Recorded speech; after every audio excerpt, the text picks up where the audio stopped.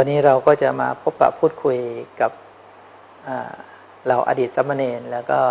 อดีตพระภิกษุสงฆ์ที่บวชในโครงการ โครงการนี้เป็นโครงการบรรพชาอุปสมบทประจำปีพุทธศักราช 2568 ณ วัดร่ำเปิงตะโพธาราม และโครงการนี้ไม่เป็นเพียงการสืบทอดประเพณีอันดีงามของพระพุทธศาสนาเท่านั้น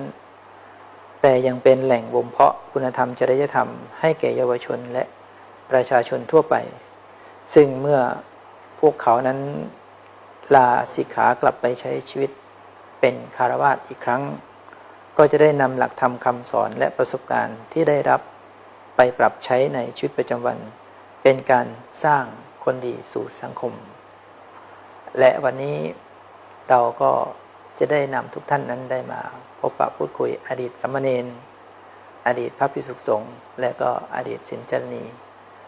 มาเปิดใจเปิดความรู้สึกที่ทุกคนนั้นมีประสบการณ์ในการอยู่ในโครงการนี้ก่อนอื่นเลยก็จะได้นำพาทุกท่านนั้นได้มาทำความรู้จักกับน้องๆเหล่านี้สวัสดีครับผมชื่อเด็กชายพชร ดนัย พรหมาครับชื่อเล่นชื่อปินครับอยู่โรงเรียนสันทรายหลวงครับมาจากเชียงใหม่ครับอยู่ตำบลสันน้ำเมงอำเภอสันทรายหลวงครับอำเภอสันทรายหลวงน้องปรินที่แปลว่าเจ้าชายครับเจ้าชายนี่เป็นเจ้าชายปะเนี่ยไม่ได้เป็นครับอยากเป็นไหมนิดนึงครับก็เจ้าชายน้อยนะเป็นยังไงบ้างชีวิตในรั้วของความเป็นสามเณรเราก็รู้สึกว่ามีความสงบสติกว่าการที่เราอยู่ด้านนอกวัดครับอยู่ข้างนอกวัดนี้มันเป็นยังไงรู้สึกว่าไม่ค่อยนิ่งครับมันแบบเสียงมันรบกวนอะไรอย่างเงี้ยแล้วก็ทำไปตามเสียงเลยครับอ๋อหมายถึงว่าข้างนอกนี้มีแต่ความวุ่นวายว่างั้นเถอะพอมาอยู่ข้างในนี้สงบจิตใจสงบขึ้นทำอะไรบ้างอยู่ในโครงการได้สวดมนต์นำวัดครับแล้วก็ได้ปฏิบัติธรรมและอื่นๆครับได้ปฏิบัติธรรมสวดมนต์ไหว้พระทำให้เรามีสติขึ้นครับแล้วความวุ่นวายมันก็ลดลงไหมลดลงครับมีเพื่อนฝูงอยู่ในศีลในธรรมด้วยกันรู้สึกพอใจความสุขใจไหมที่มาตรงนี้สุขใจครับสุขใจอยากมาอีกไหมก็อยากอยู่ครับมากี่ครั้งแล้วเนี่ยมาครั้งนี้ครั้งที่สองครับครั้งที่สองปีก่อนก็มาเนาะเคยมีความคาดหวังอะไรกับการที่ได้มาบวชเป็นสามเณรแล้วเอาตรงนี้ไปใช้ชีวิตประจำวันได้ไปเผยแพร่เรื่องพระพุทธศาสนาแล้วก็ชวนเพื่อนให้สวดมนต์บ่อยๆครับเพื่อจะได้มีความสงบหรือมีกำลังใจในการทำอะไรมากๆครับแล้วถ้าบวชอย่างนี้แล้วสมมุติว่าเขาให้น้องปริ้นไปเป็นผู้นำด้านการสวดมนต์เนี่ยทำได้ไหมได้ครับได้นะมั่นใจนะครับเพราะฉะนั้นเราเคยบวชแล้วเคยสวดมนต์แล้วเราสามารถนำได้ไปถึงนี่บอกครูเลยนะว่าเดี๋ยวผมจะพาสวดเองจะได้บุญก็ถือว่าเป็นสิ่งที่เกิดประโยชน์ทางตนเองและก็สังคมในเพื่อนฝูงโรงเรียนด้วยแล้วประทับใจอะไรบ้างอยู่ที่นี่ประทับใจที่พระพี่เลี้ยงเอาใจใส่เราครับพระพี่เลี้ยงเอาความใส่ใจไอ้พูดเอาใจพระพี่เลี้ยงมั้ยน่ะให้ครับมันเป็นเรื่องจริงครับเป็นเรื่องจริงนะถ้าพระพี่เลี้ยงได้ยินนี้ก็คงจะปีหน้าก็คงจะทำดีกว่านี้เนาะก็เป็นหน้าที่ของพระพี่เลี้ยงเขาเป็นหน้าที่ที่เขาจะบ่มเพาะพวกเราในฐานะเป็นสามเณรเป็นเด็กซึ่งก็ถือว่าเป็นเรื่องที่ดีอย่างน้อยในช่วงนี้ถือว่าเป็นช่วงปิดเทอมใช่ไหมช่วงปิดเทอมเราก็ได้มาเรียนนี่ถือว่าเป็นเรียนนะการเรียนระยะสั้นเรียนอะไรเรียนสมาธิใช่ไหมแล้วปฏิบัติธรรมเป็นยังไงบ้างอ่ะก็ได้ครับฝึกความนิ่งมาในตัวครับค ความนิ่งไปในตัวฝึกจิตนั่งได้กี่นาทีเนี่ย ก็บางทีก็10 นาทีบางทีก็10 นาทีก็เป็นการฝึกให้จิตเรานิ่งนะในโครงการเห็นบอกว่ามีกิจกรรมหลากหลายเลยชอบอะไรที่สุดการไปทัศนศึกษาครับข้างนอกใช่ไหมไปที่ไหนบ้างไปดอยสะเก็ดแล้วก็วัดพระศรีจอมทองครับวัดพระธาตุศรีจอมทองแล้วที่ไหนอีก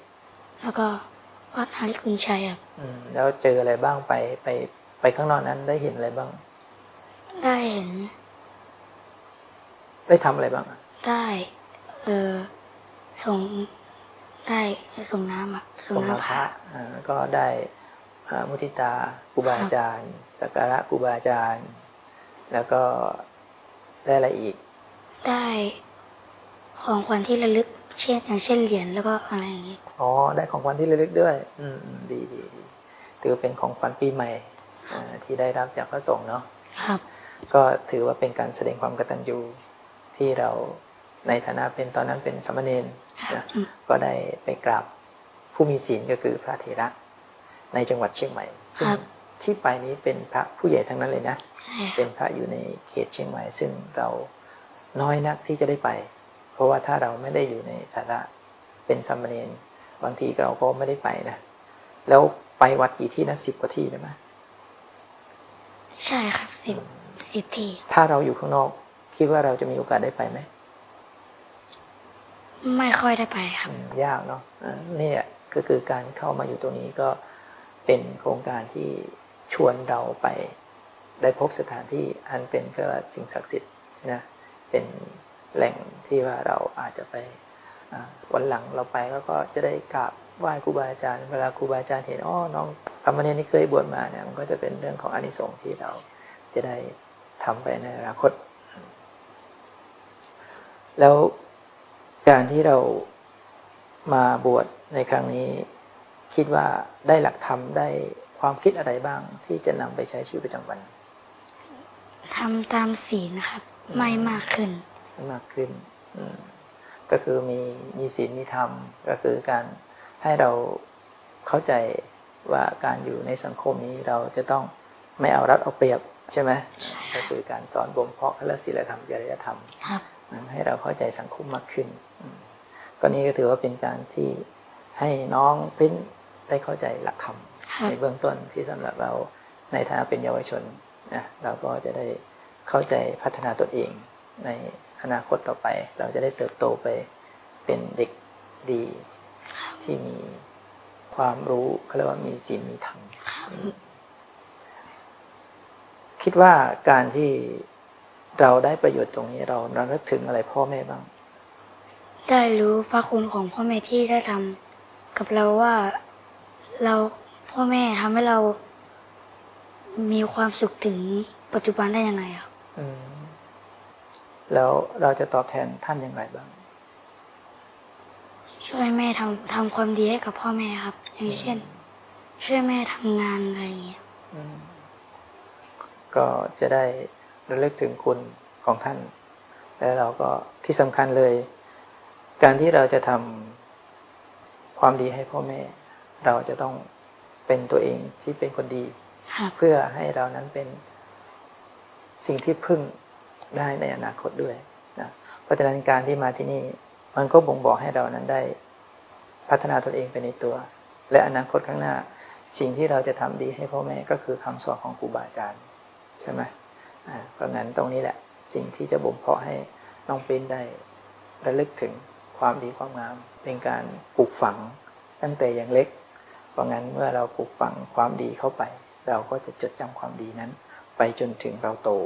นะก็แล้วตอนนี้เรียนเป็นไงบ้างการเรียนการอะไรเรามีปัญหาไหมไม่มีครับไม่มีนะถ้ามีเราจะทำยังไงบ้างถ้าสิ่งที่เราได้จากการปฏิบัติเราจะนำไปใช้ไหมนำไปใช้ครับก็คือทำสิ่งนั้นให้ประสบความสำเร็จขยันมากขึ้นเป็นคนขยันนะขยันแล้วก็ต้องเข้าใจเรื่องของการดำเนินชีวิตนะบนการใช้จ่ายหรืออะไรก็ตามแต่สิ่งทั้งหลายที่เรามาตรงนี้มันเป็นเรื่องของการสอนให้เราใช้ชีวิตทั้งนั้น เพราะฉะนั้นวันนี้คุยกันพอประมาณนะคิดว่าปีหน้าจะมาอีกไหมต้องดูก่อนครับ เพราะว่าปีหน้าต้องไปหาที่สอบเข้าเรียนครับที่สอบเข้าเรียนก็จะดูว่าเป็นเรื่องของอนาคตเนาะว่าอีกทีหนึ่งเพราะฉะนั้นอยากจะบอกน้องเป็นว่าวันนี้เราทำให้ดีที่สุดนะเพื่อกลับไปข้างหน้าค่อยไปพัฒนาตัวเองก็ว่าอีกทีหนึ่งนะอย่างน้อยวันนี้เราก็ได้มาทำดีแล้วอยากจะให้น้องปิ้นนะลองเชิญชวนเพื่อนดูดีว่าถ้ามีโอกาสมาที่นี่อยากจะเชิญชวนเขามาอย่างไรบ้างก็บอกให้เขาว่าเราลองมาทำบทเรียนดูบ้างเผื่อเราจะได้มีสติขึ้นครับก็คือการเปิดใจบ้างมาดูแล้วก็เชิญชวนให้เพื่อนได้เข้ามาศึกษาที่นี่นะวันนี้ก็เป็นการพูดคุยกันแค่นี้นะขอบคุณน้องปิ้นที่ได้มาพูดคุยกันเปิดใจกันนะก็ถือว่าเป็นเด็กที่มีความตั้งใจในการที่มาศึกษาศาสนาแม้จะเป็นช่วงเวลาสั้นๆแต่ก็เป็นคุณประโยชน์ที่ดีสำหรับน้องปิ้นนะก็วันนี้อาตมาภาพก็ได้พูดคุย